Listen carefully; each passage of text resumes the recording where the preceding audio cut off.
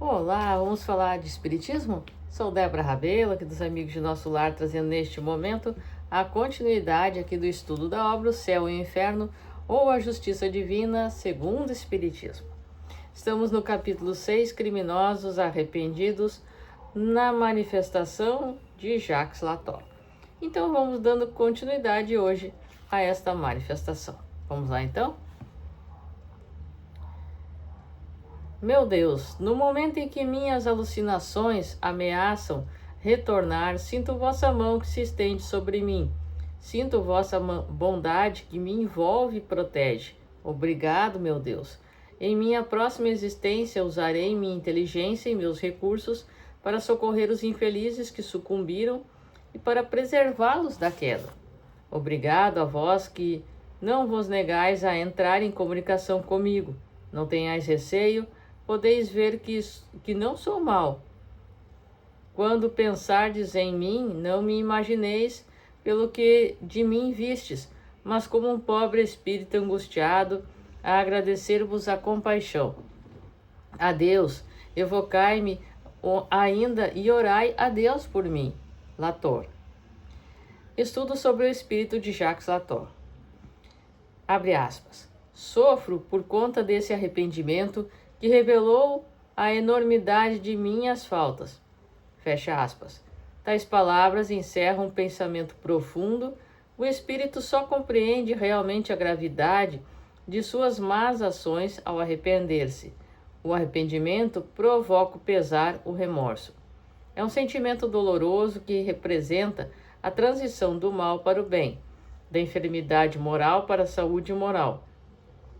É para fugir disso que os espíritos perversos tornam-se surdos à voz da consciência, como os doentes que recusam o remédio que os deve curar. Tentam iludir-se, confundir-se, assim persistindo no mal. Nota de rodapé 221.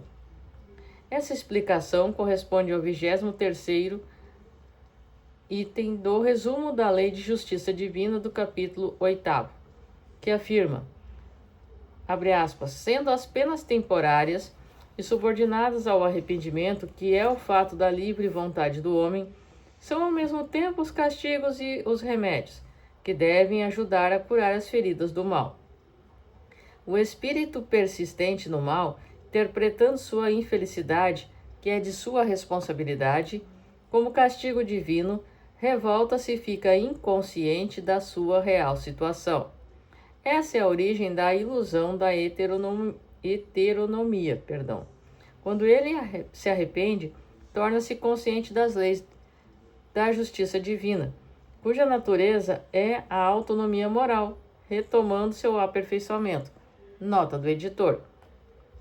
Continuemos. Latot chegou a essa fase em que a dureza acaba por ceder. O remorso penetrou-lhe o coração, vindo em seguida o arrependimento. Ele compreende a extensão do mal que fez, a própria torpeza, e com isso sofre, porque afirmou, abre aspas, sofro por conta desse arrependimento. Fecha aspas. Em sua existência precedente, ele deve ter sido ainda pior do que na última, uma vez que, se tivesse arrependido como o fez agora, a vida subsequente teria sido melhor. As resoluções que tomou agora influirão em sua existência terrestre futura. Aqui ele acabou de deixar, por mais criminosa que tenha sido. Marcou para ele uma etapa de progresso. É mais que provável que antes de iniciá-la ele fosse, na erraticidade, um desses espíritos rebeldes obstinados no mal, como vemos frequentemente. Muitas pessoas perguntam qual seria o proveito dessas existências passadas, já que não se pode lembrar o que se foi nem o que se fez. Essa questão fica completamente resolvida ao constatarmos que, se o mal que cometemos foi apagado da memória, e se dele não nos resta nenhum traço no coração, lembrarmos-nos dele seria inútil, porquanto com ele não temos mais que nos preocupar. Quanto ao mal de que não nos despojamos ainda por completo, nós o conhecemos através de nossas tendências atuais e é para estas que devemos voltar toda a nossa atenção. É suficiente saber o que somos sem que seja necessário saber o que fomos.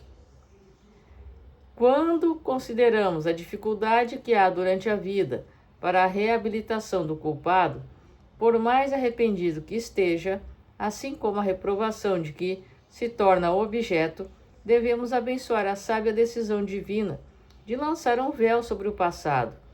Se Lató tivesse sido condenado à prisão por um tempo limitado ou até mesmo absolvido, seus antecedentes fariam com que fosse rejeitado pela sociedade. Quem haveria de acolhê-lo na intimidade apesar de seu arrependimento? Os sentimentos que manifesta hoje como espírito dão-nos a esperança de que, em sua próxima existência, ele será um homem honesto, estimado e respeitado. Porém, supondo-se que se saiba que ele foi Lató, a reprovação continuaria a persegui-lo ainda. O véu lançado sobre o seu passado abre-lhe a porta da reabilitação. Ele poderá sentar-se sem receio ou vergonha entre as pessoas mais honradas. Quantas pessoas não desejariam, a qualquer custo, poder apagar da memória dos homens certos anos de sua existência?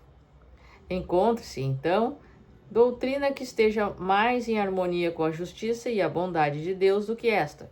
Ademais, esta doutrina não é uma teoria, mas o resultado da observação. Não foram os espíritas que a imaginaram. Eles viram e observaram as diferentes situações em que se apresentam os espíritos. Procuraram explicá-las e dessa explicação surgiu a doutrina.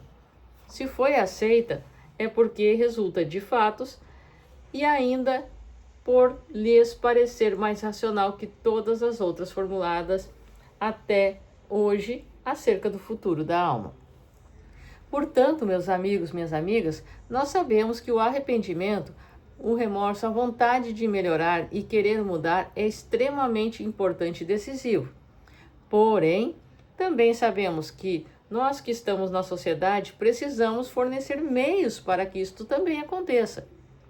E, infelizmente, ocorre muita hipocrisia em nossa sociedade, que ainda não é capaz de dar uma segunda oportunidade poucas vezes. Na sua grande maioria, não faz isto e impede a alma de se reabilitar frente à sua mudança e à sua decisão de transformação.